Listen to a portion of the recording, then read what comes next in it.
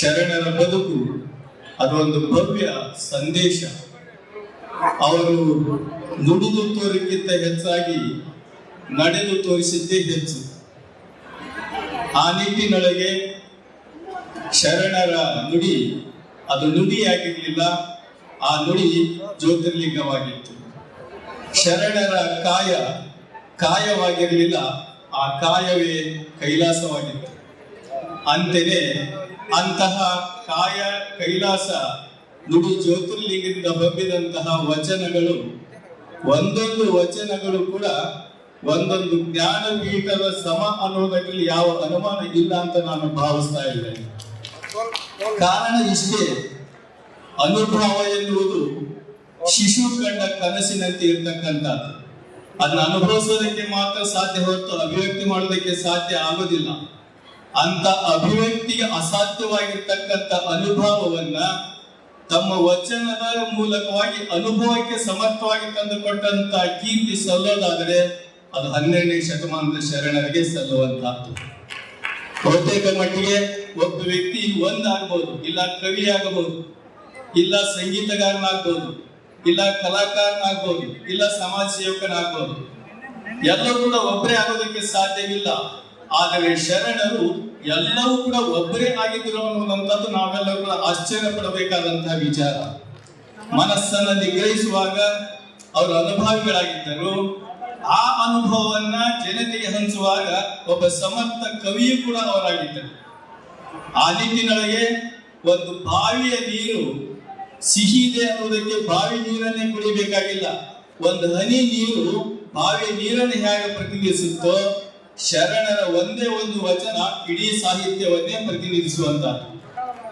ಬಹುತೇಕ ಮಟ್ಟಿಗೆ ಒಂದು ವಚನದಲ್ಲಿ ಹೇಳೋದಾದ್ರೆ ದಾಸಿ ಮಾರ್ಯ ಅವರ ಒಂದು ವಚನ, ಅಹಂಕಾರ ತುಂಬಿದಂತ ಶರೀರ ಹೇಗಿರುತ್ತೆ ಅನ್ನೋದನ್ನ ಅವರು ವಸ್ತು ರೂಪದಲ್ಲಿ ಹೇಳುವ ಸಂದರ್ಭದೊಳಗೆ ಒಂದು ವಿಚಾರವನ್ನ ಸಮರ್ಥವಾಗಿ ಬಳಸಿಕೊಳ್ಳೋದಕ್ಕೆ, ಕನ್ನಡ ಭಾಷೆಯಿಂದ ಹೇಗೆ ಸಮರ್ಥವಾಗಿ ಬಳಸಿಕೊಂಡು ಅನ್ನೋದಕ್ಕೆ ಆ ವಚನ ಒಂದು ಪ್ರತಿನಿಧಿ ಸಾಕ್ಷಿ.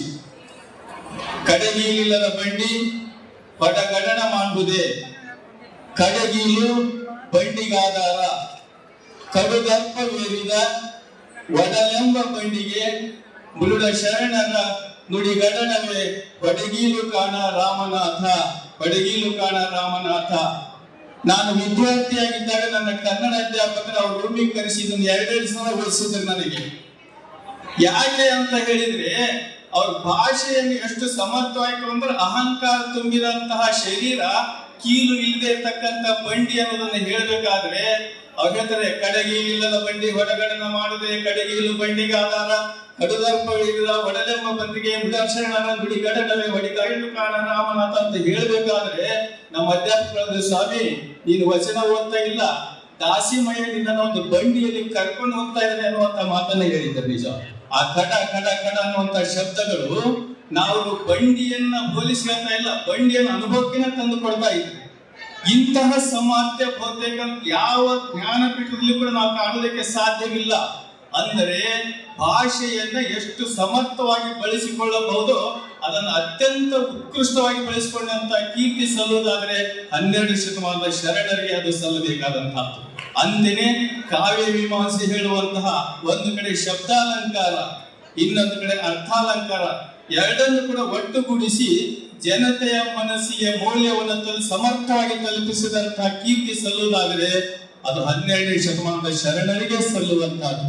ಆ ನಿಟ್ಟಿನೊಳಗೆ ಬಸವಾದಿ ಶರಣರು ಅಂತಹ ಒಂದು ವಚನಗಳನ್ನ ಎಷ್ಟು ಸಮರ್ಥವಾಗಿ ಬಳಸುವ ಮೂಲಕವಾಗಿ ಅವರು ನಡೆ ಶುದ್ಧರು, ನುಡಿ ಶುದ್ಧರು, ಬದುಕನ್ನೇ ಶುದ್ಧವಾಗಿರಿಸಿಕೊಳ್ಳುವ ಮೂಲಕವಾಗಿ ನಮ್ಮಲ್ಲಿ ನುಡಿಯ ಮೂಲಕವಾಗಿ ಸಂದೇಶ ಹೇಳುವವರು 1000 ಜನ ಇರಬಹುದು, ಆದರೆ ನುಡಿಯನ್ನ ಬದಿಗಿರಿಸಿ ನಡೆಯ ಮೂಲಕವೇ ಸಂದೇಶವನ್ನು ಹೇಳಿದಂತ ಕೀರ್ತಿ ಸಲ್ಲುವುದಾದರೆ ಅದು 12ನೇ ಶತಮಾನದ ಶರಣರಿಗೆ ಸಲ್ಲಬೇಕಾದಂತಹದ್ದು.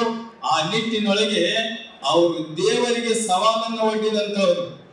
ನುಡಿಯೊಳಗೆ ಒಂದೇನಾದ್ರು ಕೂಡ ಒಂದು ಜವೆ ಕಡಿಮೆಯಾದರೆ, ನಿಮ್ಮ ತ್ರಾಸು ತಕ್ಕಡೆಯಲ್ಲಿ ಒಂದು ಜವೆ ಕೊರತೆಯಾದರೆ ನಿಮಿತಿಯನ್ನೆತ್ತು ಹೋಗ ಅಂತ ಹೇಳಬೇಕಾದರೆ ಆ ಒಂದು ಮಾತಿನ ತಾಕತ್ತು, ದೇವರಿಗೆ ಸವಾಲನ್ನಿಸುವಂತ ಒಂದು ಆಧ್ಯಾತ್ಮಿಕ ತಾಕತ್ತು ಅಂತ ಶರಣರಿಗೆ ಬಂದಿರತಕ್ಕಂಥದ್ದು. ಆ ನಿಟ್ಟಿನೊಳಗೆ ಸುತ್ತೂರು ವೀರ ಸಿಂಹಾಸನ ಸಂಸ್ಥಾನ ಮಠ ಕರ್ನಾಟಕದಲ್ಲಿ ವೀರಶೈವ ಧರ್ಮ ಅನ್ನುವ ಲಿಂಗಾಯತ ಧರ್ಮ ಇದೆ, ಅದು ಸಮರ್ಥವಾಗಿ ವಿಶ್ವಕ್ಕೆ ಧಾರ್ಮಿಕ ಮೌಲ್ಯವನ್ನು ಬೋಧಿಸುತ್ತದೆ ಅನ್ನುವಂಥದ್ದನ್ನ ಜಾಗತಿಕ ಮಟ್ಟದಲ್ಲಿ ಎತ್ತಿ ಹಿಡಿದಂತ ಕೀರ್ತಿ ಸುತ್ತೂರು ವೀರ ಸಿಂಹಾಸನ ಸಂಸ್ಥಾನ ಮಟ್ಟಕ್ಕೆ ಸಲ್ಲುವಂತಹದ್ದು. ಆ ಸುತ್ತೂರು ಸಂಸ್ಥಾನದ ಪೂಜ್ಯರು ಸಮಾಜಕ್ಕೆ ಕೊಟ್ಟಂತ ಬಹುದೊಡ್ಡ ಕಾಣಿಕೆ ಶರಣ ಸಾಹಿತ್ಯ ಪರಿಷತ್ತು.